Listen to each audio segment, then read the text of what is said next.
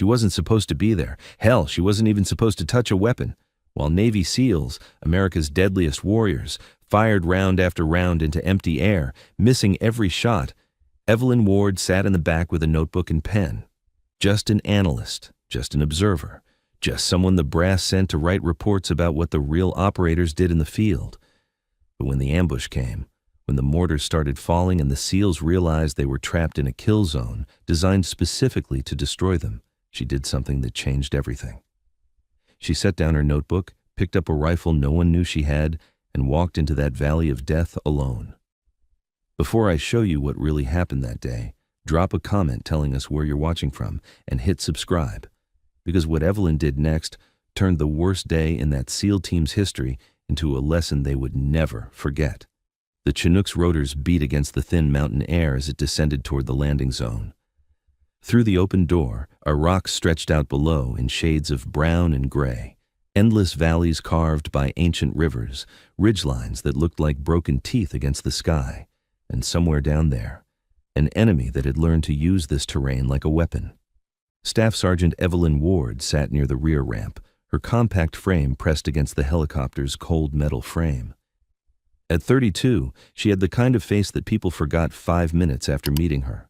Unremarkable features, brown hair pulled back in a regulation bun, wire-rimmed glasses that made her look more like a librarian than a soldier. She wore standard combat fatigues with no special insignia, no ranger tab, no airborne wings, nothing that would make anyone look twice. In her lap sat a ruggedized laptop and a stack of field notebooks. Intelligence analyst, her orders read. Observe SEAL team operations in mountainous terrain. Document tactics, techniques, and procedures for after-action review. Do not interfere with operational command. The SEALs barely acknowledged her presence. Chief Petty Officer Dylan Cross, the team leader, had given her a curt nod when she boarded, then turned his attention back to the mission brief. His men, 8 of America's most elite warriors, were focused, professional, running through final equipment checks with the kind of muscle memory that came from years of hard training. Petty Officer First Class Mason Burke sat across from Evelyn, his bulk making the troop seat look like it was built for children. He glanced at her once, then leaned toward his teammate. Perfect. Brass sends us a pencil pusher to watch us work, like we need someone taking notes while we're trying not to get killed. His voice was just loud enough for her to hear. Evelyn didn't react, didn't look up from the tablet where she was reviewing topographical maps. She'd heard it all before. The jokes, the dismissal, the assumption that because she carried a laptop instead of a machine gun, she didn't belong in the field. Let them think what they want, she told herself. It made everything easier. The helicopter flared hard, and everyone grabbed for handholds as the pilot wrestled with the turbulent air. They were coming in fast and low, using the terrain to mask their approach. Through the door, Evelyn could see the valley opening up below them, a natural corridor flanked by steep ridges, the kind of terrain that funneled movement and limited options. Her eyes tracked across the landscape with systematic precision, noting the cave entrances dotting the far slope, the scattered boulder fields that could hide anything, the single dirt road winding through the valley floor like a scar. It was beautiful in a harsh, unforgiving way. It was also a perfect ambush site. The Chinook touched down in a cloud of dust, and the SEALs were moving before the wheels fully settled. They flowed out of the bird in a tactical formation, weapons up, covering sectors, professional and efficient. Evelyn waited until they had established a perimeter, then gathered her gear and followed. The heat hit her like a physical force. It was barely 0800 hours, but the Iraqi sun was already brutal, baking the rocks until they radiated heat like an oven. Dust devils danced across the valley floor, and the wind came in sharp gusts that made you squint and taste grit. Chief Cross was conferring with his lead scout when Evelyn approached. He glanced at her, expression neutral but not welcoming. Stay close to the command element. Don't wander off. And if things get hot, you hit the dirt and stay down until we tell you otherwise. Clear. Crystal, Chief. Good. We've got intelligence suggesting enemy fighters are using these caves as a staging area. Our job is to observe, identify, and report. If we get a clear shot at high-value targets, we're authorized to engage. But this is primarily a recon mission. Evelyn nodded, making mental notes even though she'd already memorized the operational brief. Cross turned back to his men, and she drifted toward the rear of the formation, finding a position where she could observe without getting in the way. The team began to move, climbing toward a ridge that would give them overwatch of the valley below. The terrain was treacherous, loose shale that wanted to slide under every step, outcroppings that required careful navigation, exposure to anyone watching from above.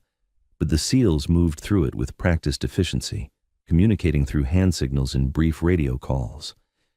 Evelyn kept pace easily, her breathing controlled despite the altitude and heat. She'd trained in mountains before, lots of mountains, in lots of countries whose names never appeared in her official service record. Her legs remembered the rhythm of uphill movement, the way you had to balance speed with sustainability, how to place your feet to minimize noise and maximize stability. They reached the ridge after 30 minutes of climbing. The view was spectacular and terrifying in equal measure. The valley spread out below them like a map, every fold and feature visible in the harsh morning light.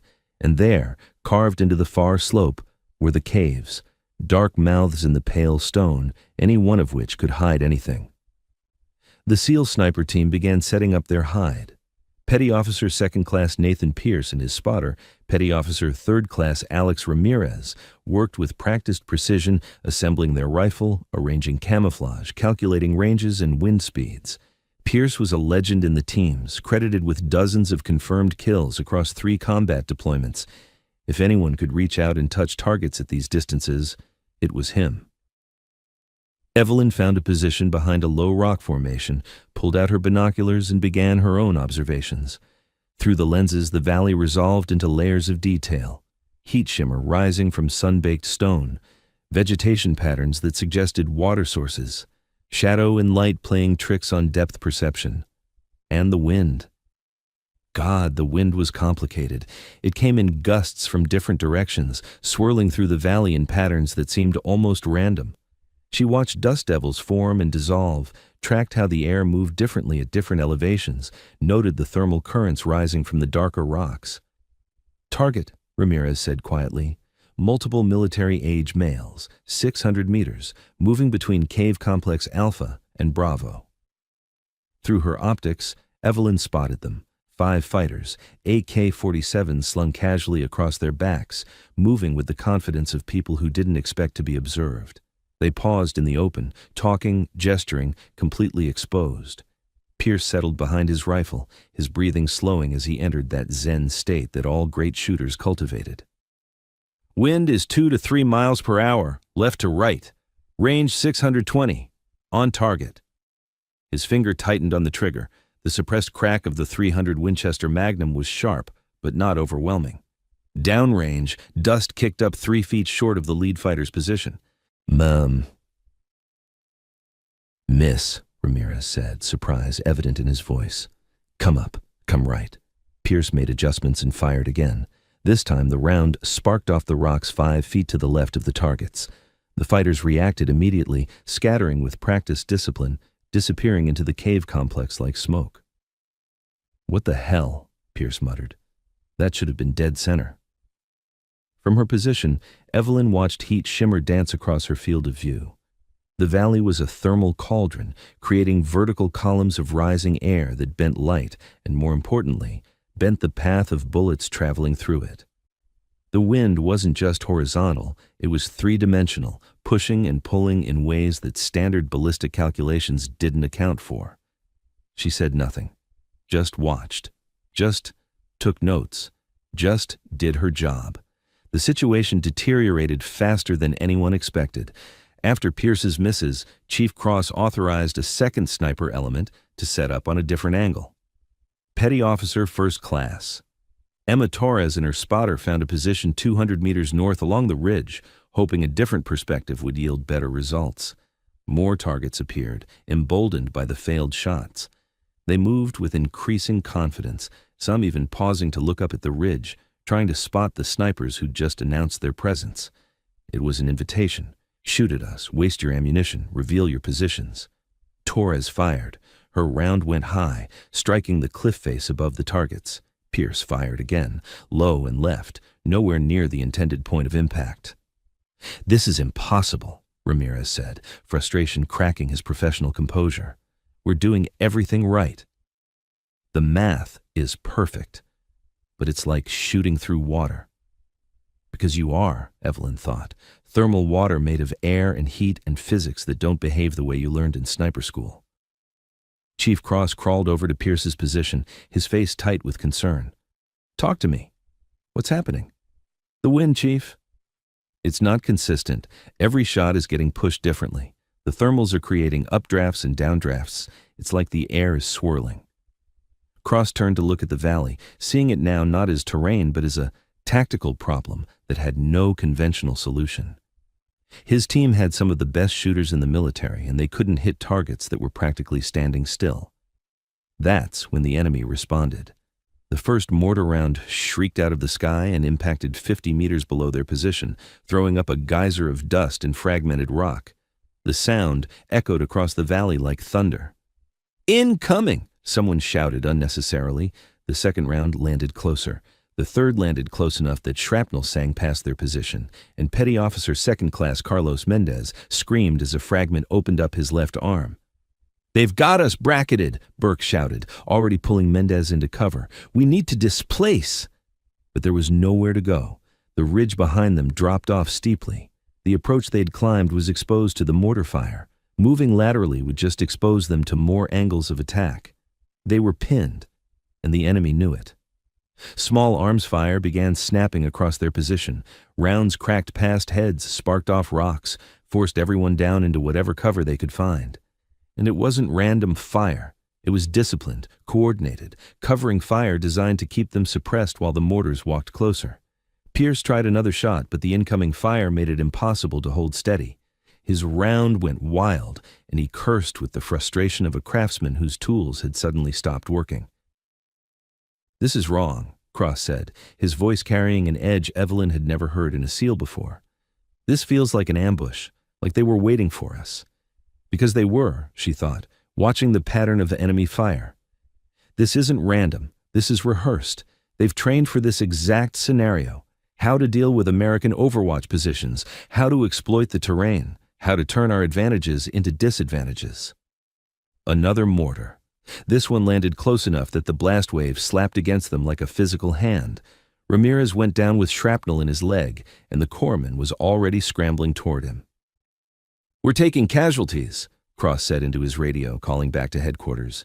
"Request immediate air support. We are combat ineffective and pinned down." The radio crackled back. "Air support is 18 minutes out.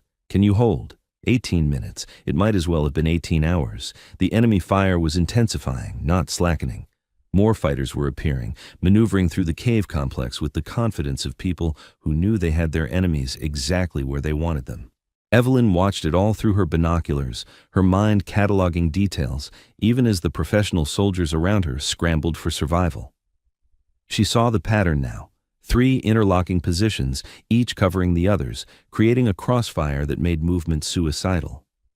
She saw the mortar team adjusting their aim with precision that spoke of forward observers calling corrections. She saw the commander, a figure who hung back, directing the battle with hand signals. And she saw the thermal patterns in the valley, the invisible rivers of air that were defeating every American attempt to return fire effectively. Someone was going to die if this continued. Probably multiple someones. The corpsman was already working on his second casualty, and the ammunition counters were dropping toward numbers that made squad leaders nervous. Evelyn set down her binoculars with the kind of careful precision someone might use when making a decision they'd been avoiding. Then she reached into her pack and pulled out something that definitely wasn't on any analyst's standard equipment list. The rifle was compact, black, custom modified in ways that spoke of serious money and serious purpose. A .308 precision rifle, suppressed with an optic that cost more than most cars. The kind of weapon that existed in a gray area between civilian and military use, the kind that serious professionals carried when they needed to be serious. Burke saw it first. His eyes went wide. "Ward, what the hell? Where did you get that? You're not authorized to—" She was already moving, crawling toward a position at the edge of the ridge where the rock formation provided cover from above, but allowed a clear view of the valley below.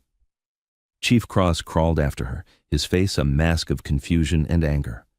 "Ward, stand down! You're an analyst, not a shooter!" She checked the rifle's chamber with movements that spoke of muscle memory carved deep by thousands of repetitions. "Chief, with respect, I'm trying to keep your men alive. You don't have authority to engage. You're not in the chain of command. You're—" She settled behind the rifle, cheek to stock, breathing already controlled. "Not in your chain of command, that's correct." Something in her voice made Cross pause. It wasn't defiance. It wasn't even confidence. It was the calm certainty of someone who'd done this before, who knew exactly what was about to happen and was simply preparing to execute a familiar task. Through her scope, the valley resolved differently than it had through the binoculars. She wasn't looking at terrain or enemy positions. She was reading the air itself, watching how heat shimmer bent the background, tracking patterns in the dust, noting which areas stayed clear and which filled with thermal distortion. A gust of wind came through. She felt it on her face, timed its passage, waited for the lull that would follow. In that brief moment of relative stillness, she made her shot. The suppressed crack was barely audible over the ongoing firefight. Downrange, 450 meters away, the mortar spotter who'd been calling corrections suddenly pitched forward and didn't get back up. Burke, watching through his scope, went absolutely still. Holy! Did she just... Evelyn was already acquiring her next target. She'd seen the machine gunner setting up in a cave mouth, positioning himself to lay down suppressive fire that would keep the SEALs pinned while the mortars did their killing work. He thought he was invisible in the shadows. He wasn't. Her second shot found him before he could fire a single round. The weapon clattered against stone as dead hands released it. Ramirez, despite his wounded leg, had his spotting scope up. 2 for 2, both center mass, at ranges where our guys couldn't hit the broadside of a cliff. Cross stared at Evelyn like she'd just sprouted wings. "Who the hell are you?" She didn't answer. Couldn't answer, really, because she was in that place now. The zone where conscious thought fell away and instinct took over, where years of training and innate talent combined into something that looked like magic, but was really just excellence refined to its purest form. Her third target was the fighter trying to maneuver to a flanking position. The fourth was the RPG team preparing to bracket the SEAL position with high explosives. The fifth was another mortar spotter, this one farther back, thinking distance would protect him. It didn't. Each shot was deliberate, economical, final. Where the SEALs had been struggling against an environment that defeated their training, Evelyn seemed to read the valley like a book, compensating for conditions they couldn't see, timing her shots for moments when the thermal currents briefly stilled. The enemy fire began to slacken, not because they were retreating, but because key personnel kept disappearing behind precisely placed bullets. The coordinated dance of their ambush was falling apart as leaders and specialists dropped out of the choreography. "She's shooting ghosts," Pierce whispered, watching through his scope as Evelyn put a round through smoke and heat shimmer to drop a fighter who'd been completely obscured from the SEALs' positions. "That's impossible." Torres, from her position farther along the ridge, had stopped trying to engage targets. She was just watching now, studying technique, trying to understand how someone was making shots that defied everything she'd been taught about ballistics and environmental conditions. The enemy commander, the one who'd been directing the battle, made the mistake of keying his radio. The brief glint of metal in the shadows was all Evelyn needed. The shot was nearly 600 meters through thermal currents that had been defeating shooters all morning, but her bullet found him anyway. Without central coordination, the ambush collapsed. Fighters who'd been moving with disciplined precision began making individual decisions based on fear rather than training. And fear made them predictable, made them expose themselves, made them into targets instead of threats. "They're breaking," Cross said, awe evident in his voice. "She's breaking them." The incoming fire dropped to sporadic potshots. The mortars went silent. And for the first time since the ambush began, the SEALs could breathe without expecting to die in the next 5 seconds. Evelyn lowered her rifle, scanned once more for threats, found none. Then she engaged the safety and set the weapon carefully beside her, as if what she'd just done was no more remarkable than completing a training exercise. Cross crawled over to her position, his face a mixture of gratitude and complete confusion. "Ward, Staff Sergeant Ward, I need you to explain what just happened." She pulled a small notebook from her pocket, an actual paper notebook, the kind analysts use to record observations, and began writing. "Multiple enemy KIA, Ambush disrupted. Recommend immediate exfil before they regroup. That's not what I meant, and you know it. His voice was sharp but not angry. Who taught you to shoot like that? What unit were you with? She met his eyes, and for just a moment, he saw something there that made him reconsider every assumption he'd made about the quiet woman with the glasses and the laptop. Something cold, something utterly professional, something that had seen violence on a scale that made this morning's firefight look like a training exercise. Analyst, she said simply, just like my orders say. Bullshit. I've worked with Delta, I've worked with ISA, I've worked with people whose units don't have names. What you just did. He gestured helplessly toward the valley where enemy positions were now silent. That wasn't luck. That was world-class precision shooting under conditions that were defeating some of the best snipers in the military. Evelyn considered this for a moment, then returned to her notebook. Your men did well, Chief. They adapted to a difficult tactical situation. That's what matters. My men were getting torn apart until your men kept fighting. They didn't panic. They maintained discipline under fire. That's more important than marksmanship. The sound of rotors interrupted their conversation. The QRF helicopter was inbound, arriving ahead of schedule because someone at headquarters had been monitoring the radio traffic and realized the situation had gone from bad to catastrophic. As the bird flared for landing, Evelyn began packing her gear with systematic efficiency. Laptop secured, notebook stowed, and the custom rifle, the one that shouldn't exist on any analyst's equipment list, carefully disassembled and packed into a case that looked like it might contain camera equipment.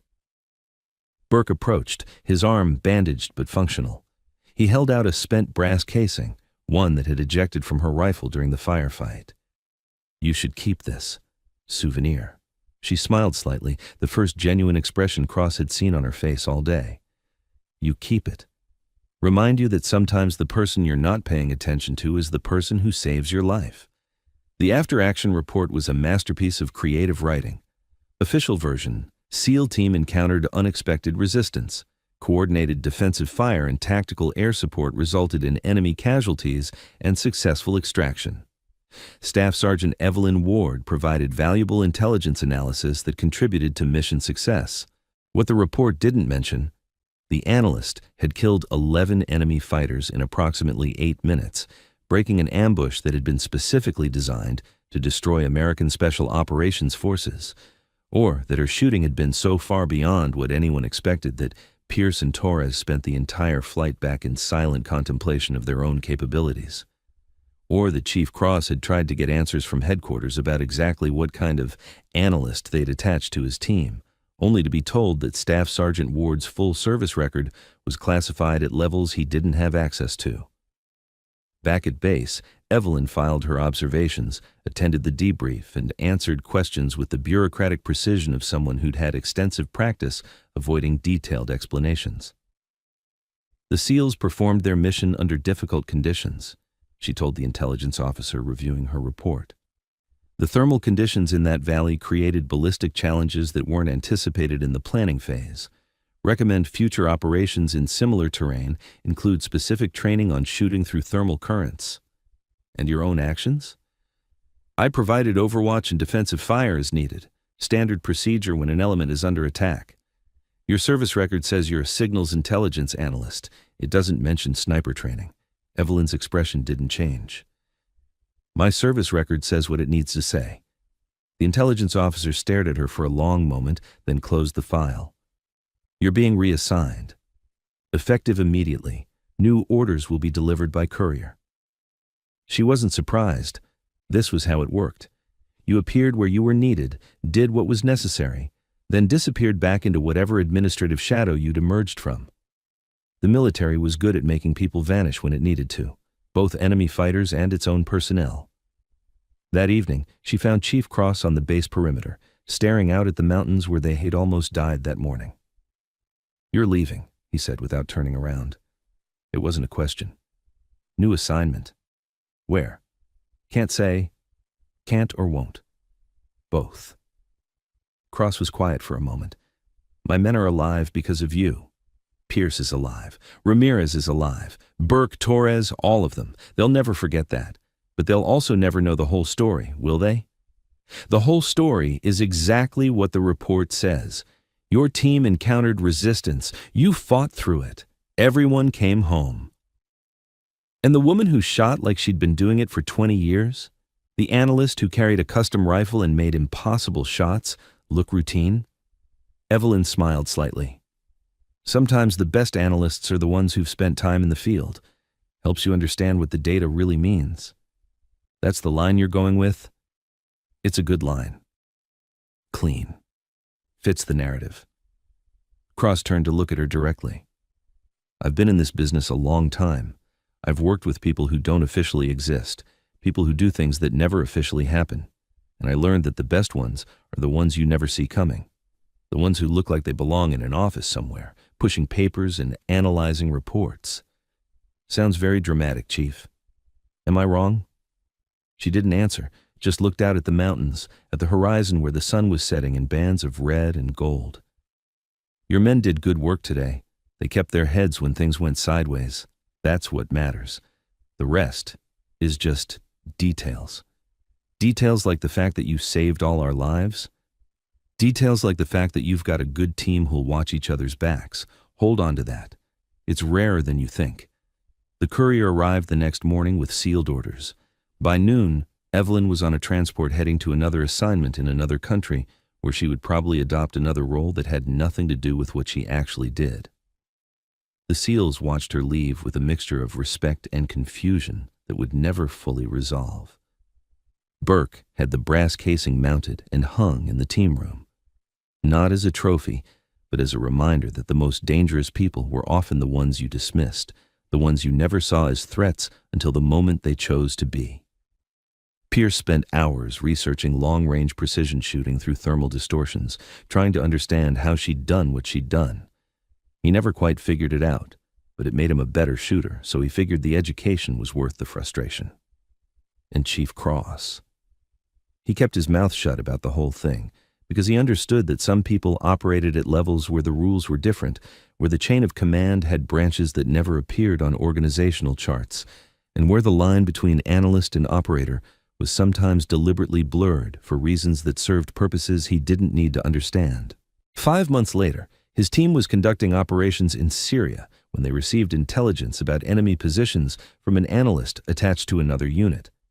The report was comprehensive, detailed, and tactically brilliant, showing not just where the enemy was, but how they would react, what they would do, where they would be vulnerable. At the bottom of the report, in the analyst's signature block, was a name he didn't recognize, but the writing style was familiar.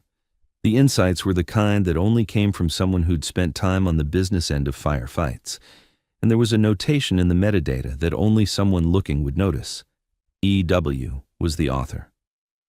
Cross smiled slightly, filed the report, and briefed his team on the mission. Somewhere out there, an analyst was making sure operators stayed alive by knowing exactly what they needed to know, delivered at exactly the right time.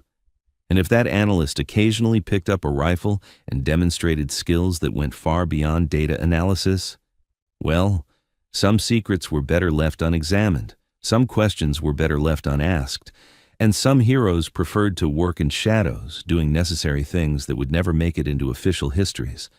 Because sometimes the most dangerous person in any situation is the one you're not paying attention to. The quiet professional. The one taking notes in the back. The one who seems like they're just there to watch, right up until the moment they decide it's time to stop watching and start acting. And then you realize that the wolf was there all along. You just didn't recognize it because it wasn't howling at the moon. It was sitting quietly, observing, waiting for the right moment to remind everyone what real professionals look like when everything is on the line. Years later, Pierce would tell new snipers joining the teams about the day an analyst outshot the best precision marksman in the military. He never used her name, didn't know if he was allowed to, but he always ended the story the same way. The person who looks least dangerous might be the most dangerous person in the room. Never forget that. Ramirez kept a photograph from that deployment in the Iraqi mountains. You couldn't see Evelyn in it. She'd always managed to be just outside the frame or turning away when cameras appeared. But he swore you could see her shadow in one corner. He kept it as a reminder that some guardian angels wore combat boots and carried rifles instead of wings. Torres eventually made it to instructor duty, training the next generation of SEAL snipers at Naval Special Warfare training facilities. She always included a section on shooting through environmental challenges, thermal distortions, and wind patterns that didn't follow textbook predictions. When students asked where she learned these techniques, she'd smile and say, "From someone who was better at it than I'll ever be."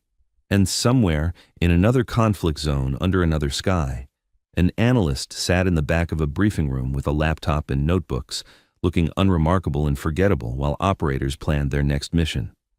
She listened, took notes, asked quiet questions that made everyone think a little harder about their assumptions. Just an analyst, just an observer, just someone there to document what the real warriors did in the field, until the moment came when she wasn't. Because the most effective weapon isn't always the loudest one. Sometimes it's the one nobody sees coming until it's already changed everything. The wolf doesn't announce itself to the sheep. It simply does what wolves do, quietly and efficiently, while everyone else is looking somewhere else. Evelyn Ward understood this truth better than anyone. She'd built a career on being underestimated, on letting people see what they expected to see while keeping her true capabilities carefully hidden. It was safer that way, for her and for the people she protected. The brass casing Burke had mounted still hung in the SEAL team room, polished and preserved. Beneath it, someone had engraved a single word that captured everything they'd learned that day. Respect. Not because she'd demanded it, not because she'd sought recognition or glory, but because she'd earned it in the only currency that mattered to warriors, by putting herself on the line when it counted most, by doing what needed to be done when everyone else couldn't, and by disappearing afterward, as if none of it had ever happened. That's what real professionals do. They show up, they perform, they leave, and the only evidence they were ever there is the fact that people who should be dead are still breathing. Thank you for watching. Subscribe to hear more powerful stories of brave women in uniform.